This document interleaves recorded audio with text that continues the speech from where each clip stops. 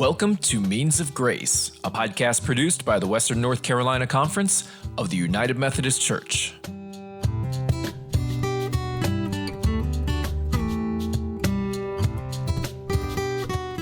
On this episode, we're checking in with the Smoky Mountain District. Linda, DeAndre, and Nicole, thank you for joining us on the podcast. Thank you. Great to be here. Yeah, we're glad to have you. So let's start with just an overview of the Smoky Mountain District. Who are you? Where are you? What do people need to know about you guys? Well, we are blessed to be in the Smokies. There are 62 churches with 52 clergy. We actually geographically cover 8 counties. We actually have one church that's in Buncombe County, but then we go west from there. You have Buncombe, Cherokee, Clay, Graham, Haywood, Jackson, Macon, and Swain. So when you get in the car, you just drive till you get to Tennessee. It's a great place to live, learn, love, and be in ministry. The pace, the place, and the people, I would say, keep us all going. It's a beautiful reminder that as a denomination, the United Methodist Church, part of its strength is the small, medium-sized church membership. This thriving rural fellowship is a part of what we're about. We have the challenges of any district, but at the same time, we also have that determination and, most importantly, grounded in Godness that keeps us going. That's fantastic. And you're home to Lake Junaluska, which everybody knows about. Can't miss us. Which is awesome, yeah. That's right. Everybody comes to visit you guys every summer. So now let's go on to introduce the team. I'd love to hear from each of you about your role and your specific area of focus with the district. DeAndre, let's start with you. Sure. I'm DeAndre, and I serve as a communications coordinator for the district. In 2019, Linda sent me to a couple of churches in Franklin to do some supply preaching. And in early 2019, I was interim, and in 2020, I was appointed and was appointed again this year to Snow Hill and Iola, 2 great little churches in Franklin. And we're growing, learning together, and serving our community as best we can. That's awesome. Nicole, how about you? So I just rolled on in July of 2020, so it was a real interesting time to transition. But gratefully, I was coming out of the Smoky Mountain District. So I had served from 2014 until 2020 as a pastor of Morning Star United Methodist Church over in Canton, which we affectionately call Paper Town. So it's distinctive for the paper mill and the smell of money that comes from the smokestacks there. So I love this district. As Linda mentioned earlier, the people, the pace, the place, it's just beautiful. And I'm really grateful to be in ministry with my colleagues here. It's just some fantastic folks to work with. It makes it fun. Yeah, that's great. And Linda, everybody knows you're the DS, but let's hear a little bit more about how long you've been there and sort of your role, what you do there. Thank you, Melissa. Yes. I'm finishing up year 3 here in the Smoky Mountain District. I was blessed to come here after serving 9 local churches in my ministry, and it was a real change for me, an unexpected gift, I'd like to say, to come and be in this role for this season. It's been, I still remember how my prayer life changed pretty much from the day that I got the call from Bishop Leland and said, Linda, will you consider? And I think that part of what that has, the focus on relationships, building relationships, strengthening relationships. And many times when you say relationships, because we are human, we immediately think of human relationships. But I've just been inspired and strengthened by, as both DeAndre and Nicole mentioned, the people who come alongside us, the teams, 2 of my team members here, but others, lay and clergy, working together. I think my prayer life, that first morning when I woke up, I pretty much said, God, help me do no harm when I get to the Smoky Mountain District, and help me not mess up the good things that are happening. God's answered that prayer most of the time. If the messing up's been on me, not God, I want to be clear about that when those things have happened. But I think that in this season, who would have thought, started in 2018, that we would have experienced as a denomination and as a country all the changes that have happened during this time. But I think that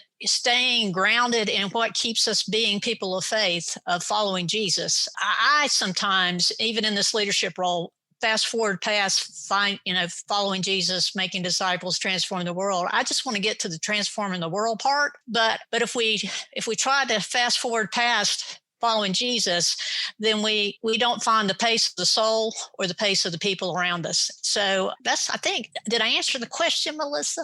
Yeah, that was great. That was great. Okay. I'm sorry, I was just saying Linda is always dropping these wisdom treasures. And so I have been saying for, last couple years now, you need to have your own podcast, Linda. So I'm so grateful, Melissa, that you snatched her up. That's great. We'll be looking out for, what was it? Kelly's comments, Linda's lessons, something like that. So what have been some priorities for you as you came into this role with all the change you mentioned? How have you stayed grounded in your leadership? Well, one of the things is I mentioned the part about not messing up good things that were happening. And one of the good things that was already happening was Randy Harry was the previous DS. And then there was a person named Amy Coles who was before that. So there was amazing leadership already in place and some wonderful things that were already happening. One was, and Nicole can fill in more of the details on this, but there was an initiative in addressing generational poverty in this part of North Carolina, specifically in the Smoky Mountain District. And there was been a very intentional generational poverty of literacy initiative funded predominantly or mostly by Duke Endowment. So I inherited that, and to keep that going in a relationship way. But also inherited in that season the denominational conversations that had been going on. And so pretty much from maybe the first or maybe the second month, those two pieces were going and starting very early on, building the healthy conversation model. And so those were and quite frankly, over the past 3 years, in different ways, we've kept on that focus, adding most recently, not something that we should have addressed much earlier, is the racial inequities and injustice issues. Because the thing is, you come into a district and you begin to talk and listen and learn. Before you can lead, you need to listen and learn before you can lead. And as I began to do that, some of the things that I thought I would need to address begin to not be the issues that the people were asking for. I'm always concerned that we may not be asking the questions that people are asking. We're giving answers to the wrong questions. Can I put it that way? So I really wanted to hear what the questions were. And I think there was a lot of questions about, not so much about the denomination, but what does it mean to be a United Methodist? And we've been blessed as a denomination to have people from so many different faiths to be a part of us, that we haven't dealt with that identity issue. So it's hard for people to identify with what's going on when they haven't ever asked a question about, why did I join this non-denomination to start with? Those were the things that bubbled up, and those were the issues that we began to experience and address as leaders, clergy and laity, tried to respond to what people were genuinely asking of us. Yeah, that's great. I want to dig a little deeper into something you mentioned about how your district has begun to address racial inequities and racial injustice. I've heard a lot about the Justice and Reconciliation team for the Smoky Mountain District. So let's talk a little bit more about that. How did you guys get started, and who are your members? Well, DeAndre is the best person to answer that, except I want to just give a little bit of background in the sense that the way we really got started is Ken Howe at Lake Junaluska. He and I had a conversation last year at some point, and he was beginning to talk about Lake Junaluska wanting to be addressed and to be a part of it in the community and working with community leaders, and not denying, but discovering ways to build relationships across racial lines. So as we began that discussion, thinking we were planning an event, we began to reach out to some clergy, lay people, persons that we knew in the community because of Nicole and DeAndre, and Nicole especially is having a long-term, had been here a number of years. She knew a number of people. We pulled together a group of people, but we quickly discovered that this was not a one-time event. A one-time event would not address the needs. And we also quickly realized that as we looked on the screen, we didn't have the diversity we needed to learn how to listen and learn and lead, because I've quickly discovered in my role as a white female, one of the things I need to learn is not so much how to lead, but how to follow. And so I'm going to let DeAndre respond to us, because DeAndre and Nicole both were a part of that initial team, and we watched it transform into what became the Smoky Mountain District Justice and Reconciliation team. Yeah, and I appreciate Linda's leadership on this. I'm kind of a ready, fire, aim type of leader, and so just the wisdom to include other folks in the community who are already doing this type of work, and to bring other folks on board who are in the district. And we just, as Linda said, we just begin to discern that there was a broader reach that we could have. There was a deeper impact that we can have than just doing one service. And out of that, the Smoky Mountain District Justice and Reconciliation Team was formed. A group of folks who are not just here to do the work, but we're learning. We're learning from one another. We're learning from folks in our community. And the opportunity came for us to plan a Juneteenth celebration. And some of us were learning about Juneteenth along the way. What it is history, and what it could mean to us now in the Wesleyan tradition. And our mission is to worship inclusively. It's to educate folks in our area, and perhaps one day around the world, on just racial disparities in our community and in communities across the world, to initiate conversations around those sensitive topics, and to celebrate diversity. And that's kind of the focus of our Juneteenth celebration on June 19th at Lake Junaluska. At 2 p.m. there'll be a worship service, and at 3 p.m. there will be a celebration. And we're excited about this being the inaugural Juneteenth celebration for the district. And hopefully over time, we'll attract more and more folks to celebrate with us and to participate in making more of an impact. Yeah, that's great. I know a lot of people across the conference, not even in the Smoky Mountain District, are really excited about that event. So thank you for sharing and inviting all of us to participate. That'll be great. So as you guys got started, what were some of the beginning issues that you ran into as you were gathering the group? I know you mentioned laity and clergy. Who were some of the people on your team, and how did you find them? I'll mention that again. It was praying and pondering and reaching out beyond the group that was on the screen. I think we did let all of our clergy and folks in the district know that we were beginning. So it was a wide open invitation. So it was kind of self-select, if I can put it that way. And it's still that way. Mm-hmm. Somebody could contact, and DeAndre and Keith Turman are the co-leaders. And so we have those two clergy persons who volunteered to be in those roles. And then we've had others who just have felt in their spirits they wanted to be a part. The hope is that with the Juneteenth celebration, and as more people learn about this team, that others will want to come and be a part. It's an ecumenical, I want to be clear, it's an ecumenical group of people, and we want it to be even broader and deeper in that way. And Nicole may have something she'd like to add. And the other thing is, in addition to the team's efforts, a lot of our churches have also embraced models of conversation and study. And Nicole can give more details on that as well. Thanks, Linda. I think it's really important that at the very beginning, slowing down and recognizing we needed the diversity of voices at the table in leadership, and also recognizing the gifts that are already present in Haywood County, saying that there is strong Black leadership already in the area. There are people who are doing amazing ministry within the African American community. And so I see part of the work of this event is highlighting those gifts and highlighting the great leadership. Several months ago, I was in conversation with a friend of mine about just the community itself here in Haywood County. And she was saying that oftentimes visibility is an issue for our African American brothers and sisters in the community, because our area is very white, like 96, 97% white. But we have a really strong, faithful African American community here as well. However, sometimes it can be, I think it can be difficult to be such a distinct minority surrounded in a sea of whiteness, where your heritage, your celebration, your ministry, everything can be overlooked.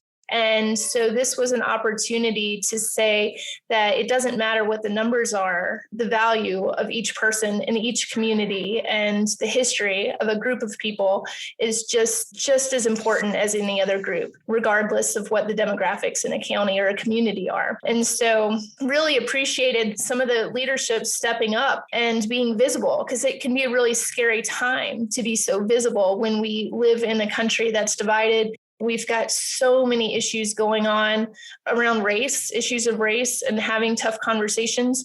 And so I've been really proud of the courageous ways people are stepping up. And looking at you, DeAndre, too, I think, DeAndre, are you the first African-American person to serve in the Smoky Mountain District? I believe so. Linda may have more of a record than I do, but I believe so. We're honored to say that's true. And I think that not only is DeAndre courageous in so many ways as he travels from Atlanta to Snow Hill, Iowa to serve those two churches and be involved in the lives of his church members, but he's also been a beautiful messenger in the midst of this as he's built relationships with his congregations, and as a beautiful example to me, and I think to many, of what it takes and the process and the call that this is actions and words, both are needed. Yeah, I worked in the Foundation for Evangelism's building, which houses the district's office, and I think that was providential that I came into contact with Linda, just discerning that this was where I should be and where I should serve, and it's been wonderful. And I feel privileged to have had the opportunity to build relationships with the Franklin community, the Macon community, particularly the folks at Snow Hill and Iola, to be able to create a new language, a new culture that transcends whatever it is. Well, as old as the gospel, to be able to live into that and to create our own reality, to model the gospel in that way with the folks at Snow Hill and Iola. It's been a wonderful, wonderful experience. And we've had some tough conversations, some vulnerable conversations, and we've shown grace and forgiveness and the desire to reconcile and the desire to repair. And it's been a wonderful experience, and it's God's doing, no doubt. And what I appreciate about DeAndre is allowing himself to be such a vehicle for God's grace into a community and into his church and into just the ministry itself. He really embodies the fruit of the Spirit as he brings joy and love. He's patient, he's kind, he's gentle, just anything you can think of. It is such a delight to see his ministry unfold. I feel so grateful to have him as part of the team. And as a friend, I can't wait for our families to get to actually be in person together again. But for me, having DeAndre as such a faithful follower of Jesus Christ and leading in a time such as this is powerful. And I'm really grateful for his presence. It is a gift. And I want to acknowledge that it was a God surprise to this district superintendent, because it was the people of Snow Hill and Iola who called this DS after DeAndre showed up to preach, I think the last Sunday in December. Is that right, DeAndre?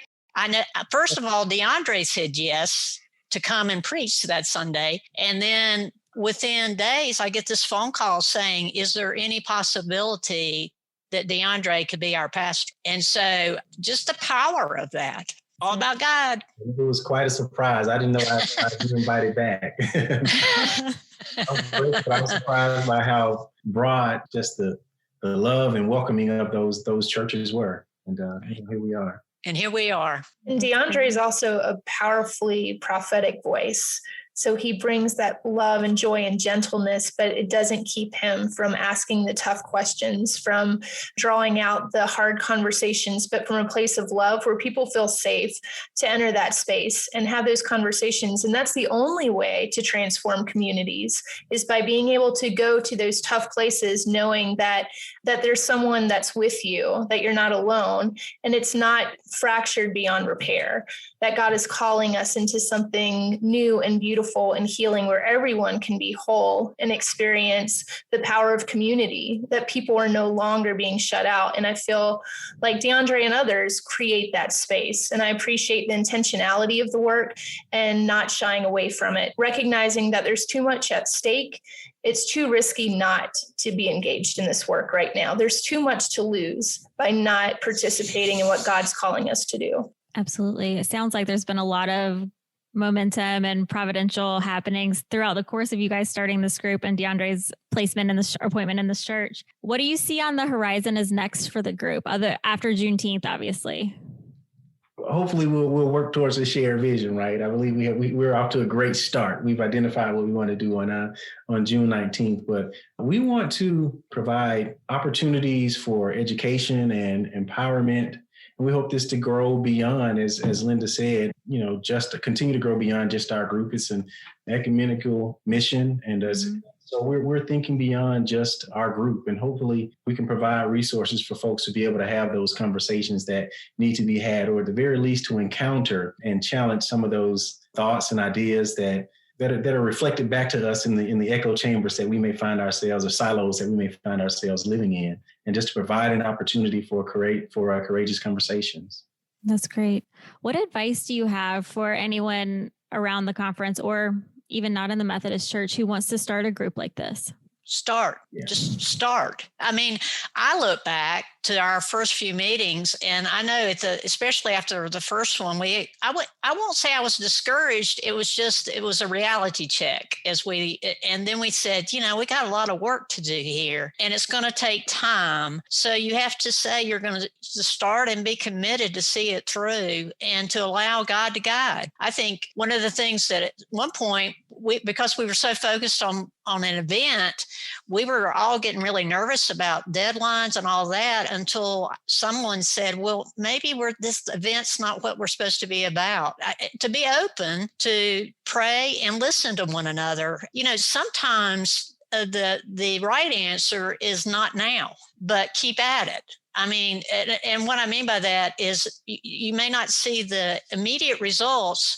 If you feel in your spirit it's about relationships, you can't rush relationships. And we also felt early on that it was important that it was done with integrity, that we weren't just trying to put people on the list just so we could say they were representing, that they were being represented if they weren't there to represent. I'll look at my friends here. Is that fair to say it that way? So we had to hit a pause and change direction. Is that fair to say it that way, DeAndre, Nicole?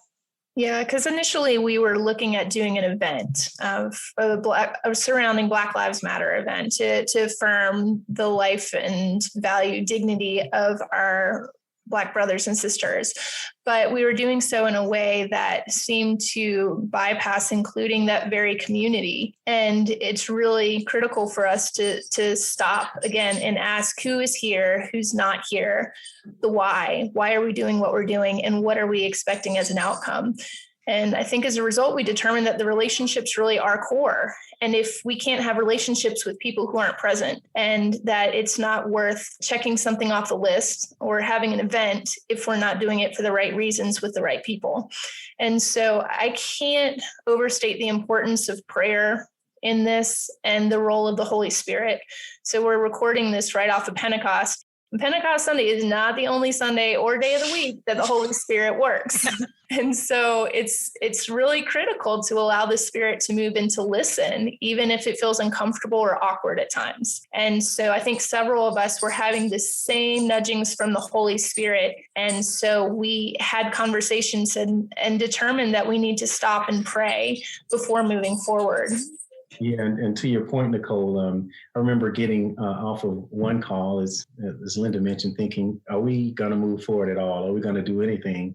I was kind of discouraged, and I was in the shared office space at the time, and the gentleman that I was in the office space with, after I closed down my laptop, he said, who are those folks that I told him who I was meeting with, and he said, well, it sounds like the Spirit is really moving in y'all's group and giving y'all direction. And so, that was reassuring to hear from an outside voice that, we're patiently moving forward in this together, according to the leading of the Holy Spirit. It's a very delicate balance between faithful following, movement and action and reflection, and that they need to be paired together. But it's hard because you don't want to lose momentum. And so I think, as Linda and DeAndre mentioned before, just coming together and meeting frequently was important, regardless of what the outcome was. Mm-hmm. And I'm so grateful. Again, DeAndre was supposed to speak at that event, and he ended up co-leading this other group. So you just never know. You never know where the Holy Spirit is going to lead and work. But that balance of patience and action is a delicate balance, and one to go about faithfully.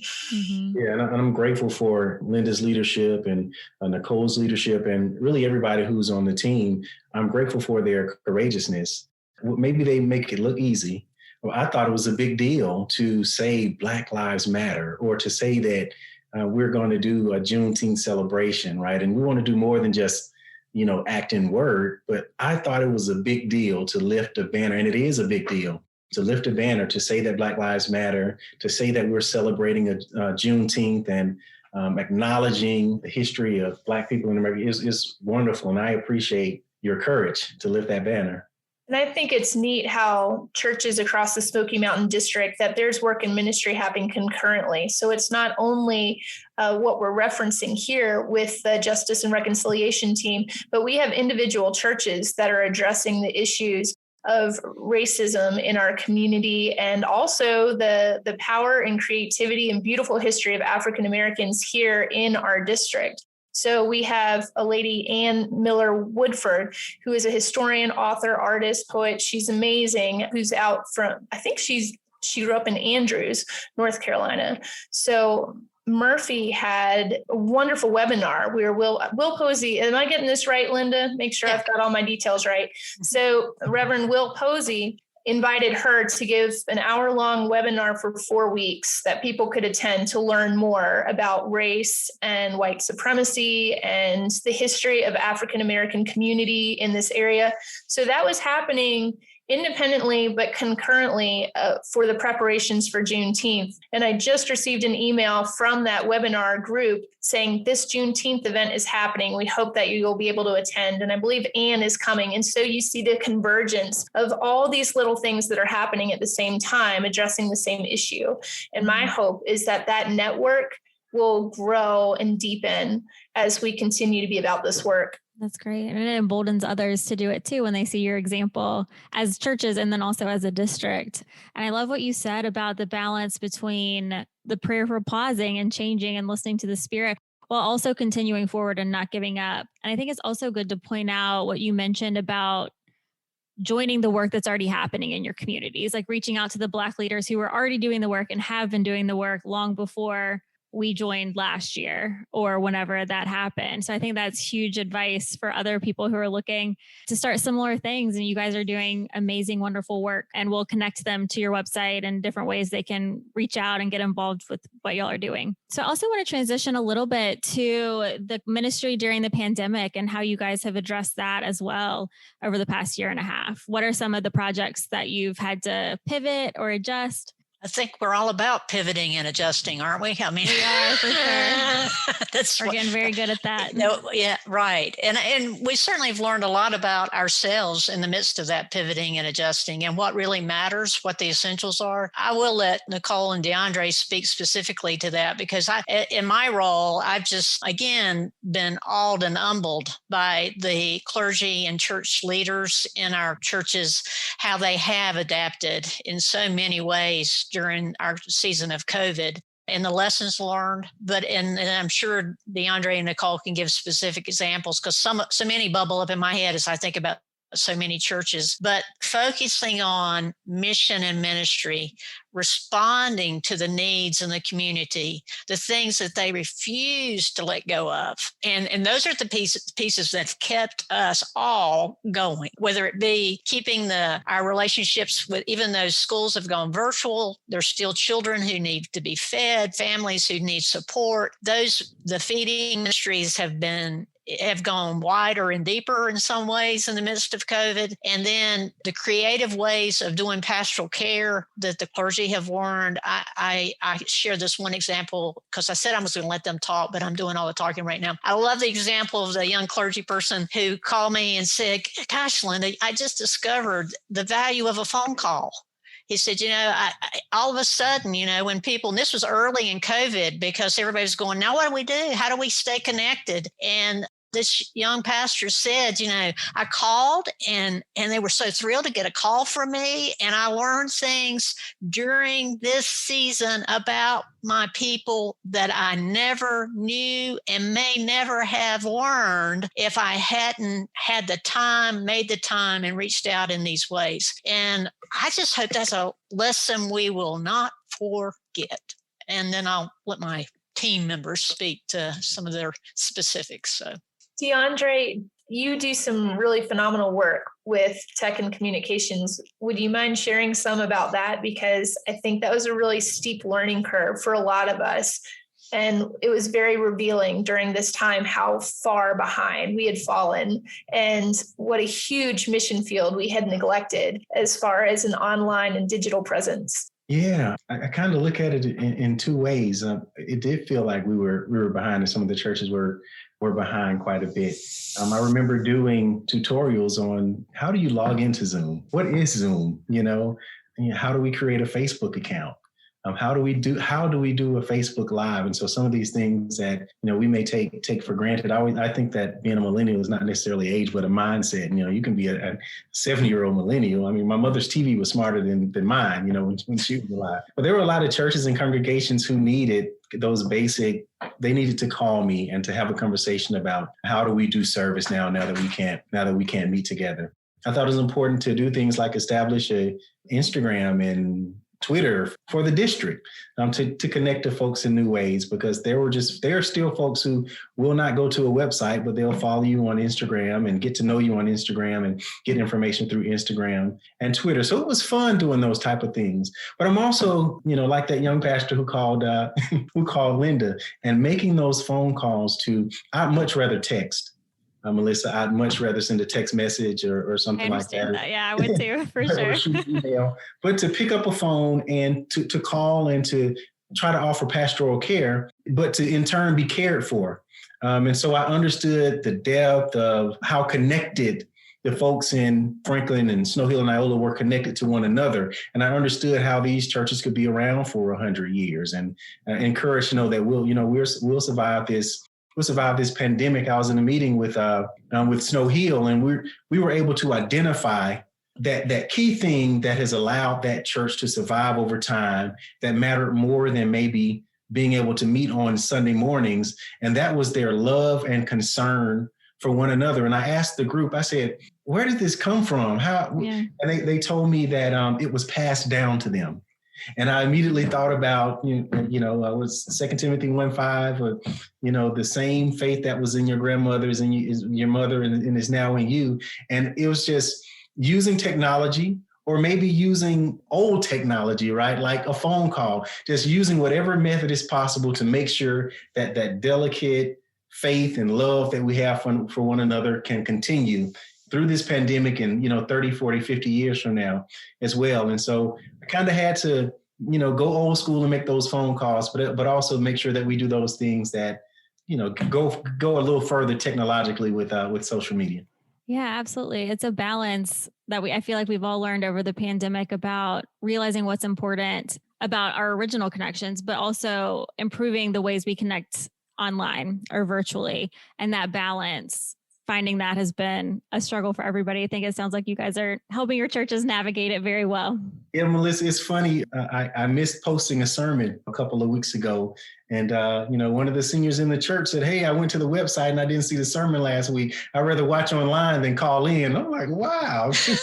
That's awesome. Making progress. Yeah, it's good to see that. Cool. I've also been really impressed with the witness of the church during this time.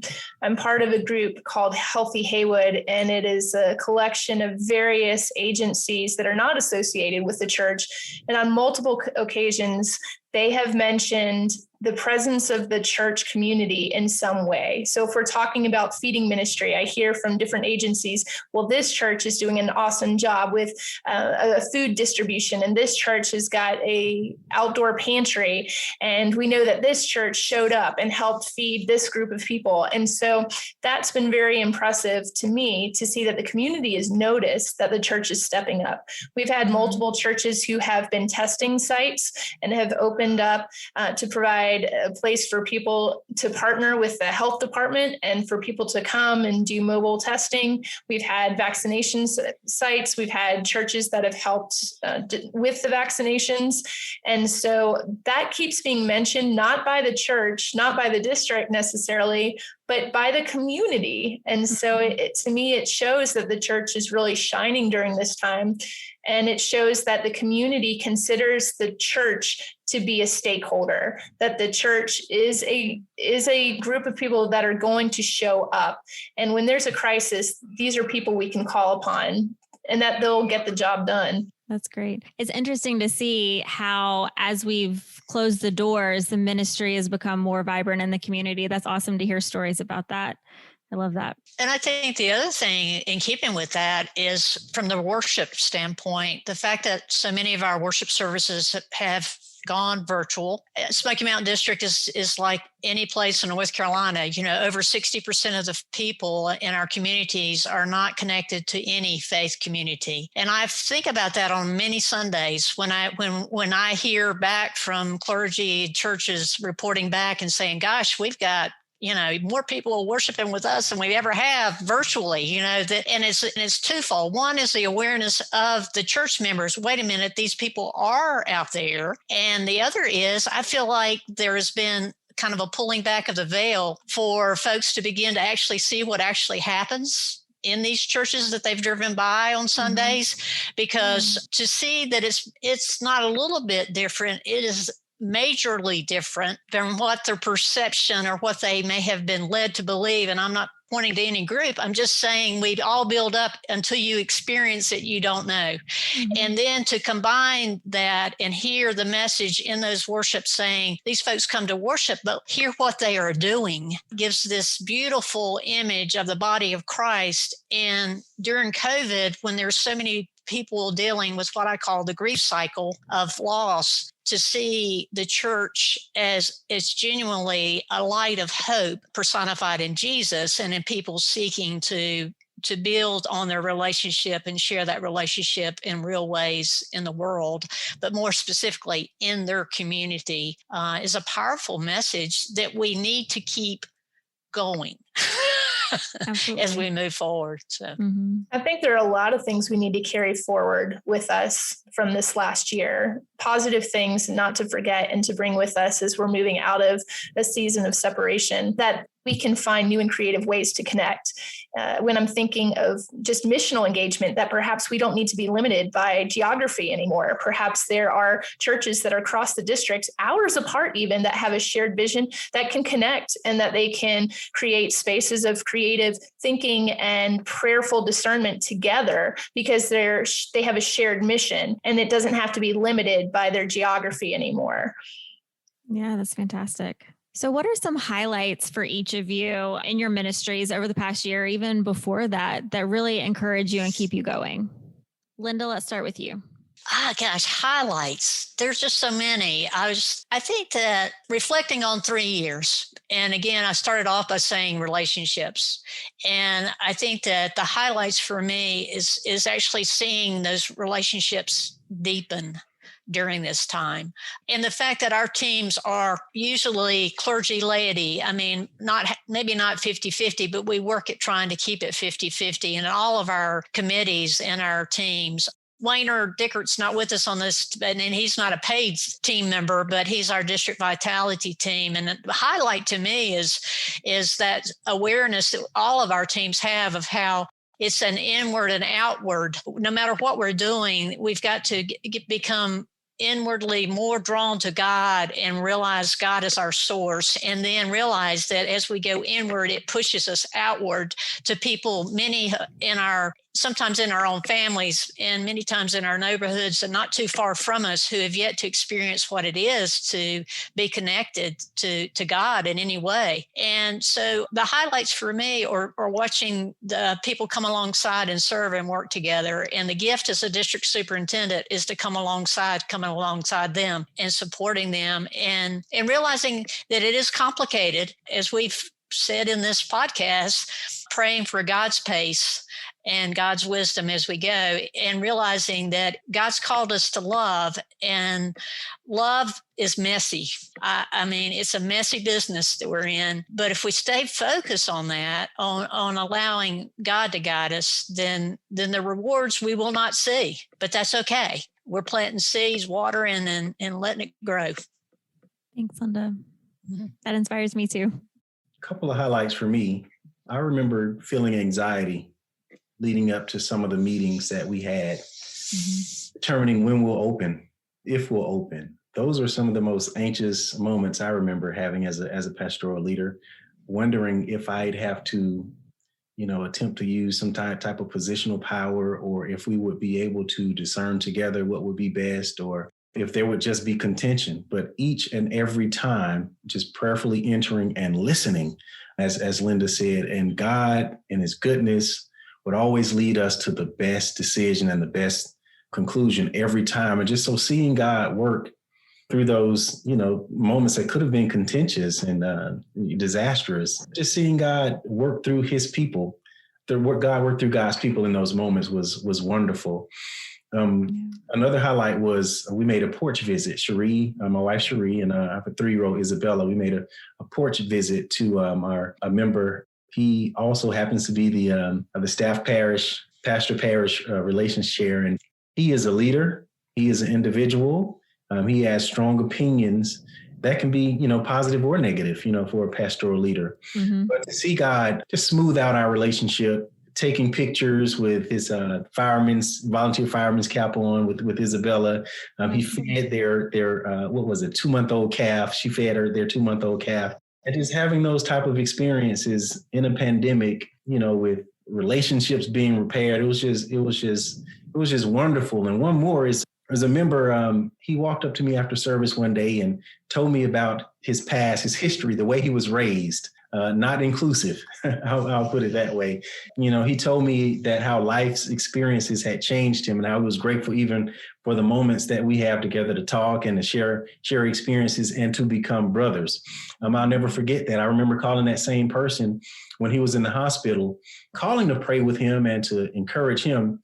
But he encourages me every time. It's just so unfair that I call him to be his pastor. And I feel like I benefit more than anything from the phone calls and times that we have together and having my hope lifted. And so those are just a few of the highlights over the past few years for me. Yeah, that's great to hear. How about you, Nicole? That's a big question, Melissa. This is the part that I love. I love hearing about the things that inspire people, especially when it's been such a hard year. I think that you guys sharing your stories, it helps me in my ministry. It helps our listeners in their ministry. I love hearing about the inspiring, encouraging things. So I always love to end with that if we can. I love it. I love creativity. I love trying things. I love seeing innovation happen within the local church. And so for me, one of the inspiring things are the laity who say, why not? Those who show up and they're willing to have fun with it. They aren't held back by fear. They're excited. They're on fire for God. They're willing to go to those vulnerable spaces and places, and not by themselves, but with others, that they recognize the journey is worth taking with their people, And so that's inspiring to me. And as well as seeing laity step up into leadership roles who may previously never have done that. And to see seasoned leadership who are willing to release the reins a little bit and to empower others to step into where God is calling them and support them wholeheartedly, thereby being released to do other ministry as well. That's very exciting for me as I've watched that happen, and the creative ways that our lay folk are going about serving their community and serving it with others during this time. That's great. Well, we are about at time, but this has been such a wonderful conversation, hearing about all of the awesome things that you guys are doing and that your ministries are blossoming. And I'm really excited to continue to see how it continues to grow. How can people be a part of what you guys are doing around the conference? Our website is pretty active, SmokyMountainDistrict.org. And of course, we post pretty frequently on social media, on Instagram and Twitter and Facebook. You can even find out about the Juneteenth event, the Smoky Mountain District Justice and Reconciliation team there. If you want to be a part of it, contact us there, DM us, send us a message, or contact us through the website to get more information. Great. And we'll include all the links in the show notes so you guys can connect there as well. Awesome. Well, thank you guys so much for our wonderful conversation.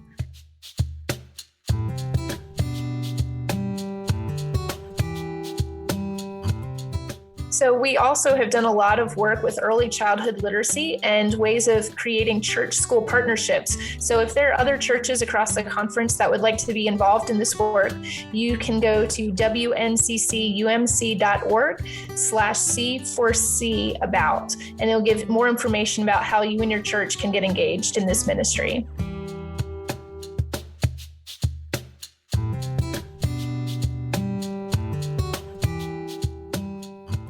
Thank you for listening to Means of Grace, a podcast produced by the Western North Carolina Conference of the United Methodist Church.